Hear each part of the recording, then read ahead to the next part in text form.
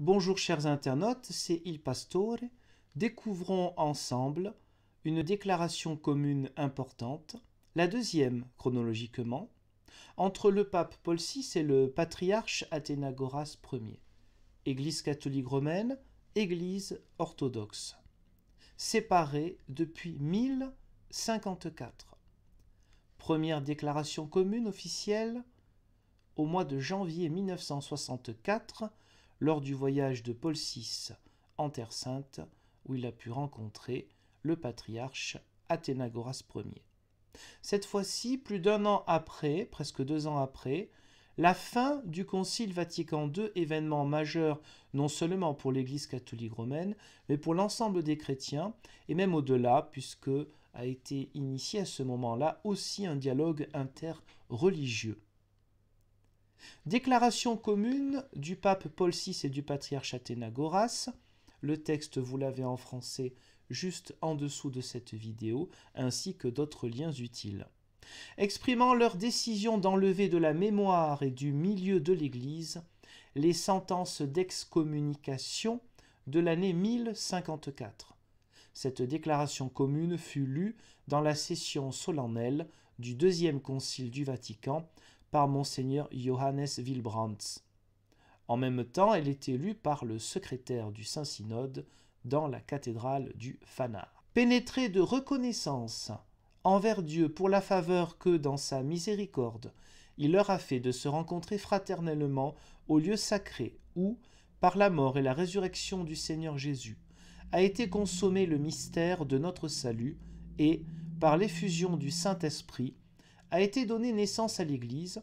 Le pape Paul VI et le patriarche Athénagoras Ier n'ont pas perdu de vue le dessein qu'ils ont conçu dès lors, chacun pour sa part, de ne rien omettre désormais des gestes qu'inspire la charité et qui puissent faciliter le développement des rapports fraternels ainsi amorcés entre l'Église catholique romaine et l'Église orthodoxe de Constantinople. Ils sont persuadés de répondre ainsi à l'appel de la grâce divine qui porte aujourd'hui l'Église catholique romaine et l'Église orthodoxe, ainsi que tous les chrétiens, à surmonter leurs différends afin d'être à nouveau un, comme le Seigneur Jésus l'a demandé pour eux à son Père.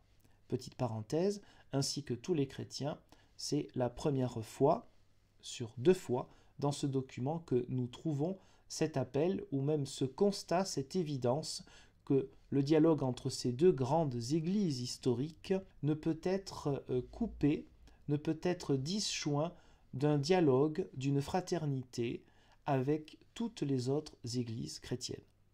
Je reprends paragraphe 2. Parmi les obstacles qui se trouvent sur le chemin du développement de ces rapports fraternels de confiance et d'estime, figure le souvenir des décisions, actes et incidents pénibles qui ont abouti en 1054 à la sentence d'excommunication portée contre le patriarche Michel Cérulaire et 2 autres personnalités par les légats du siège romain. Conduits par le cardinal Humbert, légats qui furent eux-mêmes ensuite l'objet d'une sentence analogue de la part du patriarche et du synode constantinopolitain. Numéro 3. On ne peut faire que ces événements n'aient pas été ce qu'ils ont été dans cette période particulièrement troublée de l'histoire. Mais aujourd'hui qu'un jugement plus serein et plus équitable a été porté sur eux, il importe de reconnaître les excès dont ils ont été entachés et qui ont amené ultérieurement des conséquences dépassant, autant que nous pouvons en juger, les intentions et les prévisions de leurs auteurs, dont les censures portaient sur les personnes visées et non sur les églises, et n'entendaient pas rompre la communion ecclésiale entre les sièges de Rome et de Constantinople. Donc petite parenthèse, vous voyez combien le dialogue permet de retravailler ensemble l'histoire et de comprendre aussi des erreurs d'interprétation de cette même histoire dramatique.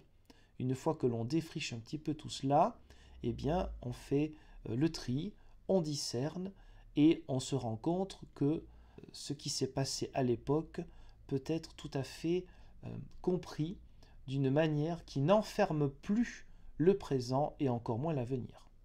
Numéro 4. C'est pourquoi le pape Paul VI et le patriarche Athénagoras Ier, en son synode, certains d'exprimer le désir commun de justice et le sentiment unanime de charité de leurs fidèles, et se rappelant le précepte du Seigneur quand tu présentes ton offrande à l'autel, si là tu te souviens d'un grief que ton frère a contre toi, laisse là ton offrande devant l'autel et va d'abord te réconcilier avec ton frère. Matthieu 5, 23, 24. Déclare d'un commun accord, petit a, regretter les paroles offensantes, les reproches sans fondement et les gestes condamnables qui, de part et d'autre, ont marqué ou accompagné les tristes événements de cette époque. Petit b. Regretter également et enlever de la mémoire et du milieu de l'Église les sentences d'excommunication qui les ont suivies, et dont le souvenir opère jusqu'à nos jours comme un obstacle au rapprochement dans la charité et les vouer à l'oubli. Petit c.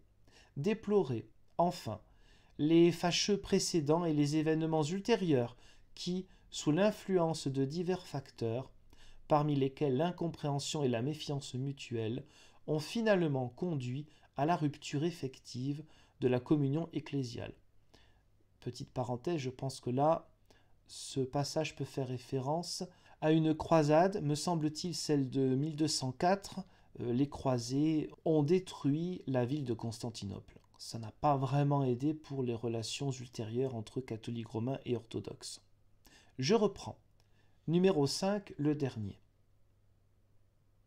Ce geste de justice et de pardon réciproque, le pape Paul VI et le patriarche Athénagoras Ier, avec son synode, sont conscients qu'il ne peut suffire à mettre fin aux différends, anciens ou plus récents, qui subsistent entre l'Église catholique romaine et l'Église orthodoxe, et qui, par l'action de l'Esprit Saint, seront surmontés grâce à la purification des cœurs, au regret des torts historiques, ainsi qu'à une volonté efficace de parvenir à une intelligence et une expression commune de la foi apostolique et de ses exigences.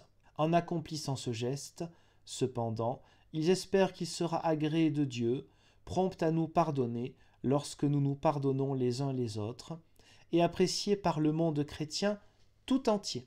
Voyez, deuxième référence aux autres églises, et cela est tout à fait juste pour la bonne et simple raison que pour toutes les églises occidentales, eh bien, c'est la suite de l'Église catholique romaine, les églises de la Réforme.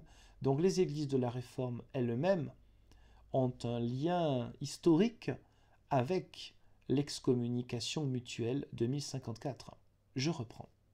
Mais surtout par l'ensemble de l'Église catholique romaine et l'Église orthodoxe, ce sont les deux premiers là en lien pour l'instant, comme l'expression d'une sincère volonté réciproque de réconciliation, et comme une invitation à poursuivre, dans un esprit de confiance, d'estime et de charité mutuelle, le dialogue qui les amènera, Dieu aidant, à vivre de nouveau pour le plus grand bien des âmes et l'avènement du règne de Dieu, dans la pleine communion de la foi, de concorde fraternelle et de vie sacramentelle qui exista entre elles au cours du premier millénaire de la vie de l'Église.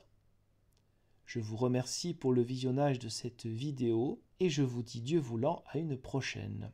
Au revoir.